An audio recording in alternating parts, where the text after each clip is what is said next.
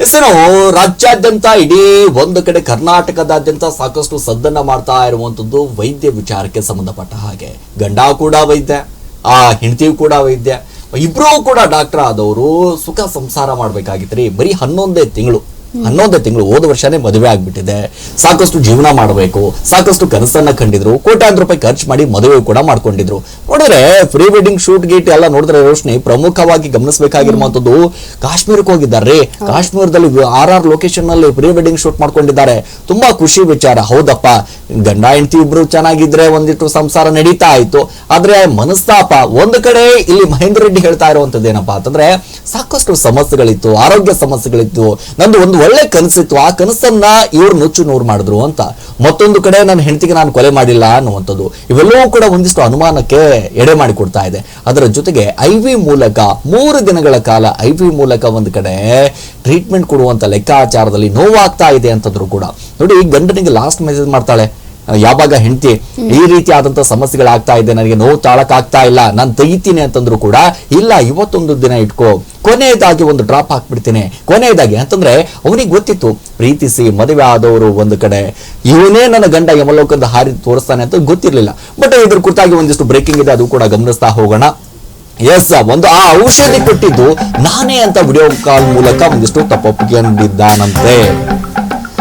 Anaesthesia ಕೊಟ್ಟಿದ್ದು ನಾನೇ ಎಂದು ವಿಡಿಯೋ ಮೂಲಕ ತಪ್ಪೊಪ್ಪಿಗೆ. ಕೃತಿಕಾಳ ಪೋಷಕರು ನನಗೆ ವಂಚನೆ ಮಾಡಿದ್ರು, ತಾನು ಒಂದೊಳ್ಳೆ ಜೀವನದ ಕನಸು ಕಂಡಿದ್ದೆ, ಎಲ್ಲಾ ಪ್ರಾಬ್ಲಮ್ಸ್ ಗಳಿದ್ರೂ ಕೂಡ ಅದನ್ನ ಮುಚ್ಚಿಟ್ಟು ಮದುವೆ ಮಾಡಿದ್ದಾರೆ ಕೃತಿಕಾಳ.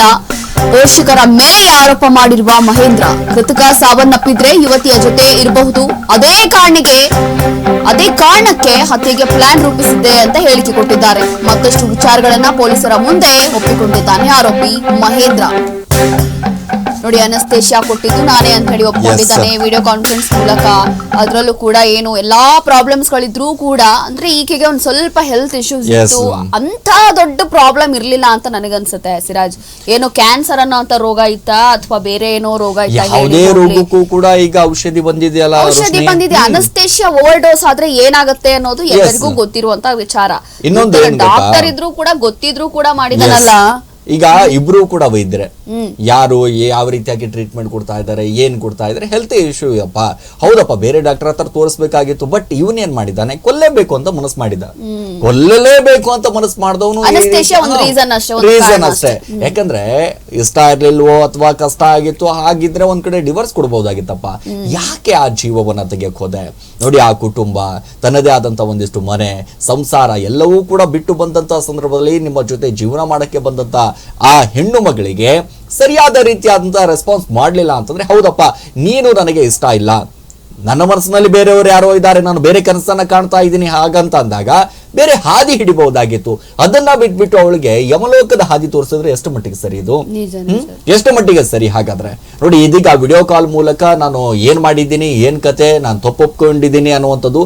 ಈಗ ಹೋಗಿದ್ದ ಜೀವ ವಾಪಸ್ ಬರುತ್ತಾ?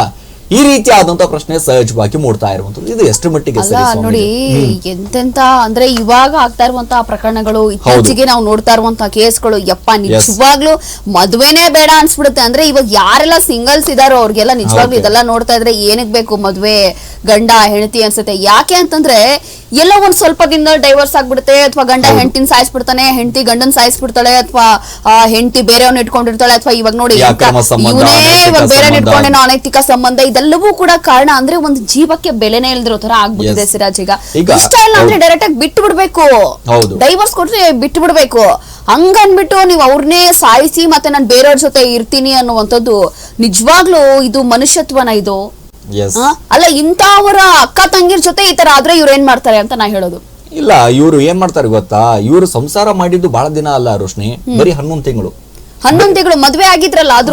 ಆದ್ರೆ 11 ತಿಂಗಳು ಸಂಸಾರ ಮಾಡಿದಾಗ 11 ತಿಂಗಳಲ್ಲೇ ಕೃತಿಕಾ ಏನ್ ಅನ್ನೋದನ್ನ ಇವ್ರಿಗೆ ಗೊತ್ತಾಗ್ಬಿಡ್ತಾ? ಯಾಕಂದ್ರೆ 4 ಡಿಗ್ರಿ ತಗೊಂಡು ಓದಂತ ಸಂದರ್ಭದಲ್ಲಿ ಆರೋಗ್ಯ ಸಮಸ್ಯೆ ಕಾಣಿಸ್ಲಿಲ್ವಾ ಇವರಿಗೆ? ಸೊ ಅದೆಲ್ಲವೂ ಕೂಡ ಗೊತ್ತಿರ್ಲಿಲ್ವಾ? ಈಗ ಮನೆಯವ್ರ ಮೇಲೆ ಆರೋಪ ಮಾಡ್ತಾ ಇದ್ದಾರೆ. ನೋಡಿ, ಅವಳಿಗೆ ಹುಷಾರಿರ್ಲಿಲ್ಲ, ಸಾಕಷ್ಟು ಸಮಸ್ಯೆಗಳಿತ್ತು, ಸಾಕಷ್ಟು ಪ್ರಾಬ್ಲಮ್ ಇತ್ತು, ಅದೆಲ್ಲವೂ ಕೂಡ ಇಟ್ಕೊಂಡು ಕೂಡ ನನ್ನ ಮದುವೆ ಮಾಡಿದ್ರು ಅಂತ ಒಂದ್ ಕಡೆ ಹೇಳ್ತಾರಲ್ಲ ಇವರು. ಇದು ಎಷ್ಟರ ಮಟ್ಟಿಗೆ ಸರಿ ರೀ? ಏನ್ರಿ ಎಲ್ಲಿ ಹೋಗ್ತಾ ಇದೆ ಸಮಾಜ, ಇದೆಲ್ಲವೂ ಕೂಡ ಗಮನಿಸೋಣ. ಎಸ್, ಅದ್ರ ಕುರಿತಾಗಿ ಮತ್ತೊಂದಿಷ್ಟು ಅಪ್ಡೇಟ್ಗಳಿದ್ದಾವೆ, ಅದು ಕೂಡ ಒಂದಿಷ್ಟು ಗಮನಿಸೋಣ. ನೋಡಿ, ವೈದ್ಯ ಮಹೇಂದ್ರ ರೆಡ್ಡಿಯಿಂದ ಪತ್ನಿ ಕೃತಿಕಾ ಕೊಲೆ ಪ್ರಕರಣಕ್ಕೆ ಸಂಬಂಧಪಟ್ಟ ಹಾಗೆ ನೋಡಿ, ಕೊನೆಗೂ ಕೃತಿಕಾ ಕೊಲೆ ಬಗ್ಗೆ ಆರೋಪಿ ಒಂದು ಕಡೆ ನಾನೇ ಮಾಡಿದ್ದೀನಿ ಅಂತ ಒಪ್ಕೊಂಡ್ಬಿಟ್ಟಿದ್ದಾನೆ. ಈ ಕೊಟ್ಟಿರುವಂತ ಔಷಧಿ ಏನಿದೆಯಲ್ಲ ಅದನ್ನು ಕೂಡ ನಾನೇ ಕೊಟ್ಟಿದ್ದು. ನೋಡಿ, ನನಗೆ ಮೋಸ ಮಾಡಿದಾರ್ರಿ, ನನಗೆ ಮೋಸ ಮಾಡಿಬಿಟ್ರು ಅವರು. ಅದಕ್ಕೋಸ್ಕರ ನಾನು ಏನ್ ಮಾಡ್ಬಿಟ್ಟೆ ಅಂತಂದ್ರೆ ಹೀಗೆ ಸೇಡನ್ನ ತೀರ್ಸ್ಕೊಂಡ್ಬಿಟ್ಟೆ ರೀ. ಯಾರೋ ತಂದೆ ತಾಯಿ ಮೇಲೆ ಇರುವಂತ ಒಂದು ಸೇಡನ್ನ ತೀರಿಸ್ಕೊಳ್ಳೋದಕ್ಕೆ ಅವರ ಮಗಳು ಸಿಕ್ಕಿದ್ದಾಳೆ ಅನ್ನುವಂತ ಕಾರಣದಿಂದಾಗಿ ಸೇಡ್ ತೀರಿಸ್ಕೊಳ್ತಾರ ಅಂತಂದ್ರೆ ಎಂತ ಪರಿಸ್ಥಿತಿ ರೀ ಇದು, ಎಂತ ಪರಿಸ್ಥಿತಿ ನೋಡಿ. ಈಗಾಗಲೇ ಪೊಲೀಸ್ ಕಸ್ಟಡಿಯಲ್ಲಿ ಇರುವಂತ ಮಹೇಂದ್ರ ರೆಡ್ಡಿ ಸಾಕಷ್ಟು ಕಸ್ಟಡಿಯಲ್ಲಿ ಒಂದಿಷ್ಟು ಬಾಯಿ ಬಿಡುವಂತ ಕೆಲಸವನ್ನ ಮಾಡಿದ್ದಾರೆ. ಪೊಲೀಸ್ ಅಧಿಕಾರಿಗಳು ಎಲ್ಲವೂ ಕೂಡ ಹೊರತೆಗೆಯುವಂತ ಕೆಲಸವನ್ನ ಮಾಡ್ತಾ ಇದ್ದಾರೆ. ನಿಜವಾಗ್ಲೂ ಕೂಡ ನೋಡಿ, ರೋಶ್ನಿ ಏನ್ ಹೇಳಿದಾನೆ ಗೊತ್ತಾ ಅವನು, ನೋಡಿ ಇಷ್ಟೆಲ್ಲಾ ಪ್ರಾಬ್ಲಮ್ಗಳನ್ನ ಇಟ್ಕೊಂಡು ನನಗೆ ಮದುವೆ ಮಾಡಿಸಿದ್ರಲ್ಲ, ನನಗೆ ಅನ್ಯಾಯ ಆಯ್ತು. ನನಗೆ ಅನ್ಯಾಯ ಆದಾಗ ಯಾರನ್ನ ಶಿಕ್ಷೆ ಕೊಡಬೇಕು? ಅವ್ರ ತಂದೆ ತಾಯಿನೋ ಒಂದು ರೀತಿಯಾಗಿ ಒಂದಿಷ್ಟು ಆರೋಪಗಳು ಬಂದಾಗ ಹೌದಪ್ಪ ಅವ್ರ ತಂದೆ ತಾಯಿ ಬಗ್ಗೆ ಒಂದಿಷ್ಟು ಆಕ್ರೋಶ ವ್ಯಕ್ತಪಡಿಸ್ಬೇಕು, ಇಲ್ಲ ಅಥವಾ ಅಂದ್ರೆ ಡಿವೋರ್ಸ್ ಆದ್ರೂ ತಗೋಬೇಕು. ಅವನೇನ್ ಮಾಡ್ತಾನೆ, ಆ ಸೇಡು ಯಾವ ರೀತಿ ತೀರಿಸ್ಕೊಳ್ತಾನೆ ಅಂತಂದ್ರೆ ಅವ್ರ ಮಗಳು ಸಿಕ್ಕಿದ್ದಾಳೆ, ಆ ಮಗಳ ಮೇಲೆ ತೀರ್ಸ್ಕೊಂಡ್ಬಿಡೋಣ ಅನ್ನುವಂತ ಲೆಕ್ಕಾಚಾರದಲ್ಲಿ. ಎಂತ ಮನಸ್ಥಿತಿ ರೀ ನೋಡಿ, ಎಂತ ಮನಸ್ಥಿತಿ. ಈಗ ಮದುವೆ ಆಗ್ತಾ ಇರುವಂತ ಯುವತಿಯರೇ ಒಂದಿಷ್ಟು ಗಮನದಲ್ಲಿ ಇಟ್ಕೊಳ್ಳಿ. ನೀವು ಮದುವೆ ಆಗ್ತಾ ಇರುವಂತ ಯುವಕನೋ ಯುವತಿನೋ ಯಾವ ಮನಸ್ಥಿತಿಯಲ್ಲಿ ಇದ್ದಾರೆ ಸ್ವಾಮಿ? ಇವರ ಜೊತೆ ನಾನು 7 ಸಪ್ತಪದಿಯನ್ನ ತುಳಿತಾ ಇದ್ದೀನಿ ಅಂತಂದ್ರೆ ಇವರ ಜೊತೆ ನನ್ನ ಜೀವನ ಚೆನ್ನಾಗಿರುತ್ತಾ ಅಥವಾ ಇಲ್ವಾ? ಅಥವಾ ಇವರು ನನ್ನನ್ನ ಯಮಲೋಕದ ಹಾದಿ ತೋರಿಸ್ತಾರಾ ಅಥವಾ ಸ್ವರ್ಗದ ಹಾದಿ ತೋರಿಸ್ತಾರಾ ಅಂತ ನೋಡ್ಕೋಬೇಕು. ಯಾಕೆಂದ್ರೆ ಸಾಕಷ್ಟು ಜನ ಹಿಂಗೆ ಯಾವ್ಯಾವ ಪರಿಸ್ಥಿತಿಯಲ್ಲಿ ಬದುಕ್ತಾ ಇದ್ದಾರೆ ಅಂತ ಗೊತ್ತೇ ಆಗೋದಿಲ್ಲ. ಅವರ ಮನಸ್ಸಿನಲ್ಲಿ ಬೇರೆ ರೀತಿಯಾದಂತ ಪರಿಸ್ಥಿತಿ ಇರುತ್ತೆ, ಮನಸ್ಸಿನಲ್ಲೇ ಬೇರೆಯವರು, ತಲೆಯಲ್ಲೇ ಬೇರೆಯವರು, ಆದ್ರೆ ಮತ್ತೊಬ್ರು ಬೇರೆಯವರು. ಹಿಂಗೆ ಇದೇ ಕಥೆ ಆಗೋಗ್ಬಿಡ್ತಲ್ಲ ಗುರು. ಅನೈತಿಕ ಸಂಬಂಧ, ಅಕ್ರಮ ಸಂಬಂಧ. ಒಂದು ಒಳ್ಳೆ ಕನಸನ್ನ ಕಂಡಿದ್ನಪ್ಪ. ಏನ್ ಕಂಡಿದ್ದ ಮಹೇಂದ್ರ ರೆಡ್ಡಿ ಅವರು?